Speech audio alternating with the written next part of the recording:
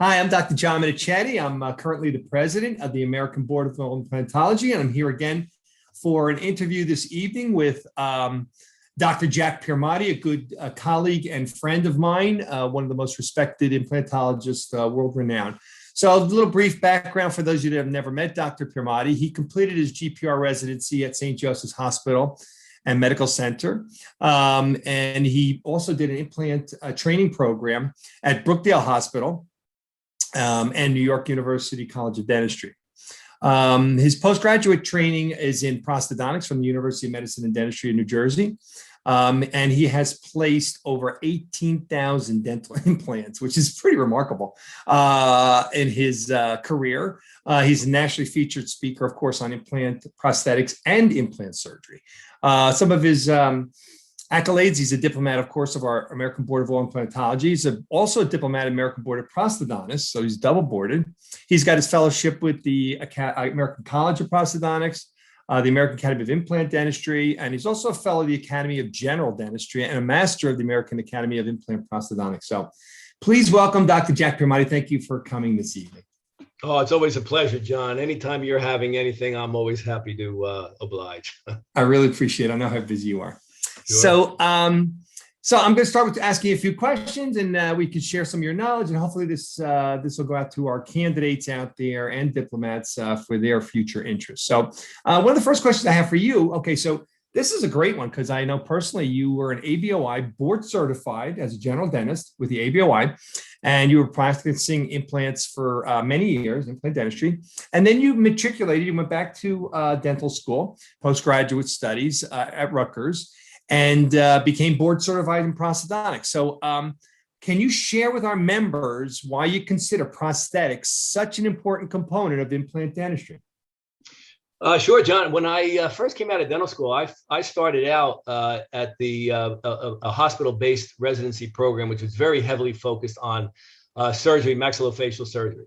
At the time, I was interested in probably becoming an oral surgeon, but I liked very much prosthodontics at the same time. So I was very conflicted between those two specialties. Well, right around that time in the early 80s, as you know, that's when dental implants came to North America and everything began to explode on implantology. So as soon as I saw that, I said, oh, wow, that's exactly what I would like to do. So as I continued, as I began doing implant surgery and implant reconstruction, and of course, since I had the surgical training, I was able to do the implant placement. So I began doing that and restoring implants and so forth. And that's when I really recognized the fact that implantology at the end of the day really is prosthodontics, because it's the replacement of missing teeth and stabilization of removable prostheses. So that really defines prosthodontics. And it, of course, has that surgical component. So at that time, that's when I realized, I said, you know what, I really want to go back for more training specifically in prosthodontics so I can do some of the complex rehabilitation as well as continue with all the implant surgery. So that's what pushed me to become a prosthodontist. And of course, I did get board certified in prosthodontics so that I would be double board certified. Sure. Super. Accolades to you for doing that. I know that's a big commitment. So with your extensive experience in both the implant surgery and prosthetics, can you tell us why you think becoming board certified as a diplomat with the American Board of Oral Implantology is even important? Well, of course, you know, from my perspective, and what I also say when I reach out to all of the residents, because I'm now I'm retired from private practice, and now I'm faculty member at Nova Southeastern University. So I work with the prosthodontic residents there, and I push all of them to consider becoming board certified, certainly in prosthodontics, because that's our specialty. But I also push them to become board certified in oral implantology, because I do believe that any prosthodontist or any general dentist that's working right now and is involved in implant dentistry needs to have credentials. We really need to have demonstrable credentials that you can show that you have, you know, at least certified or got yourself certified in implant dentistry. too many people are practicing implant dentistry with really very little qualifications and very little demonstrable credentials. So I think that for prosthodontists, we should all be board certified in implantology. And for those GPs and certainly for the periodontists that are in our group, the oral surgeons that are in our group, to become board certified also in implantology, I think it's a crucial step for pretty much anyone that has dedicated themselves to this discipline. Super. Yeah. Yeah. We all know how, all of us who have gone through that process know what an undertaking it is and what an educational process it is in itself. So thank you for sharing it. It's a very big boost to your ego when you get these board certifications, because, it's something that you really work for. And yes. You walk a little taller when you have that board certification. For sure. So now you're the director of a couple of maxi courses, one at Rutgers and one at Nova Southeastern. So what advice would you give to candidates who are preparing? I mean, obviously these maxi courses prepare them to become credentialed, going into their associate fellow, but how about becoming qualified for the ABY credentialing? What further steps do they need to take? Well,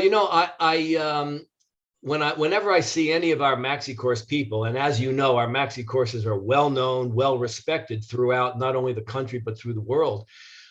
These people end up taking this course, and it's quite a commitment, not only financially, but with the time that they put in. And if they're going to go this route and they're going to expend all of the time, effort, and financial contribution to it, certainly the way I look at it, you should pursue board certification if it's possible.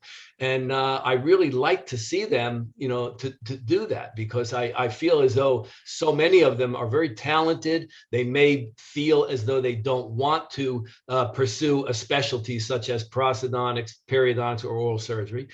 They want to do general dentistry, but yet implantology is a very important part of their overall practice and their activities. If that's the case, I certainly encourage them all the time, go for board certification and show that you have demonstrable credentials in this discipline. Super, super good idea. We want more board qualified people because it's better for the public and better for them. So now you are also on faculty at both of these universities, Rutgers and Nova. So what do you see as the future? Because I know you're involved with the prosthodontic curriculum and CODA qualifications, et cetera. What do you see as the future for dental implant education, particularly about the school settings or the hospital settings for the future?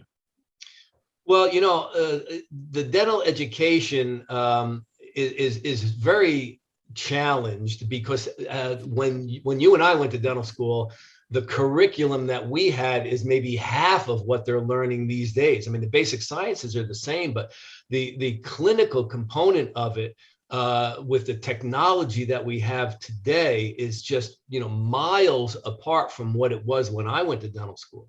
So considering that, there's so much for the undergraduate dental student to learn that they're just not going to learn a great deal about implant dentistry or about any particular specialty or discipline.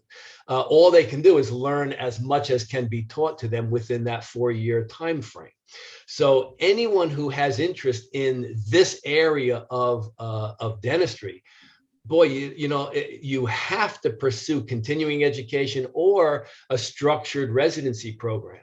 So you have to get the training somewhere. And I encourage even dental students, I encourage them, because I'm now, like I said, I'm full-time at Nova Southeastern University. And even when we have our dental students that I talk to, I encourage them, if they tell me, because many of them will tell me, I'm interested in implants. I really would like to do that. So I tell them, you have to get training. This is an area you can't fool around with this. You can't just, start putting implants in from a weekend course. This becomes a commitment long-term. So that's my encouragement to everyone, not only. Do you see the future of schools maybe incorporating more continuum implant courses and maybe fellowships, et cetera, as we move to the future? I think that we are seeing this at schools and at universities, but probably not part of the undergraduate curriculum. Correct. I just don't think time. But as a post-grad, fellowships, yes. I know that since I'm very interested in, or very involved in prosthodontics, the entire prosthodontic residency program has completely changed to now encompass all of implant surgery, extractions, all of the dental alveolar surgery, bone grafting. This is what we do at our residency program at Nova. We're heavily involved in implant surgery, and we do the full mouth rehabilitation. So, I mean, certainly at prosthodontic residencies. And I can tell you that at periodontal residencies and so forth, they are involved in implant restoration, and they should be, because they're going to get out into private practice. They're going to be working with their referral base, and they have to be very well trained on these areas. Yeah. So yeah, I think you're going to see a lot more, 1-year fellowship, that sort of thing, and CE courses like Maxi course. Super. Yeah, super. It's great. Bright future for implantology for sure. So you're also a past president of our American Board of Oral Implantology. So as one of our past presidents, what, from your perspective, what do you feel is important to the diplomat membership? Well, I think all the diplomates are proud of their accomplishments. They're proud of the credential that they have earned, because it's a difficult path to earn that. It's not just handed out. Every person, no matter what your background is, goes through the same thing that you and I went through. So certainly, it's a credential that I think everyone's proud of. And I think that all diplomates want to hold it as a credential that everyone can be proud of. And I think that I think everyone's interested in trying to get that message out there to the general public. Because, when you are a diplomate of ABOI, I think it's great. I know I put it into the marketing when I was still in private practice. And, it's a great thing to be able to market that to the general public, to say, I think with my credentials, I at least stand out among my peers. And I think you should be proud of that. Yeah, for sure. For sure. Okay, so I have a last question for you, and it's the personal ones. With all your accomplishments in implant dentistry, how has achieving board certification positively affected when you were in practice and your professional career now as an academia? Well, as I just said, certainly it impacted my situation whenever I did any marketing, and being double board certified both in prosthodontics and implantology. That was a major thing for me to market that accomplishment and to advertise for that. Then after I retired from private practice, and then I came down to, and I moved to Florida, and that's been a great situation for me, coming down and achieving a faculty position at Nova Southeastern University Dental School. Because of my implantology, my surgical training, I was able to be the one that directs the postgraduate training program in prosthodontics with respect to the implant surgery. All of the implant surgery in our prosthodontics program is done under my direction. So, and we have, like I said, we have a very heavily involved implant surgical component to that program. So certainly the board certification from the American Board of Oral Implantology helped me to achieve that position at the school. Yeah, for sure. Isn't it wonderful how it come to fruition? These are real credentials and meaningful, and now are respected in many states and many institutions too. So it's a wonderful thing to see this grow. So, and it also helps me when I go and I lecture, because as you know, we some of us are still lecturing and so forth. Maybe it's on Zoom right now, but we prior to this, we were lecturing around the country, around the world. And when you have some of these credentials, it just bolsters your standing within the community. sure. Well, thank you, Dr. Piermatti. Anything you'd like to share with our group before we finish our interview? Well, anybody looking at this that has an interest in challenging the American Board of Oral Implantology, I strongly suggest it. It's something that you should work toward, and it's something that if you do achieve it, you'll be very proud of your accomplishment. Super. Well, Dr. Piermatti, I want to thank you. I know that you're going to be participating as one of our oral examiners this year, which is going to be a virtual oral exam, our first year to do that. And we are hoping that this will continue in some part throughout the continuation of our examinations to enable other people internationally too now to take our examination. So thank you so much for giving me all your time this evening and sharing all of your knowledge. I wish you the best, Jack. Well, you're welcome, John, and thank you for a great your great service as president of our board for this year. Thank you so much.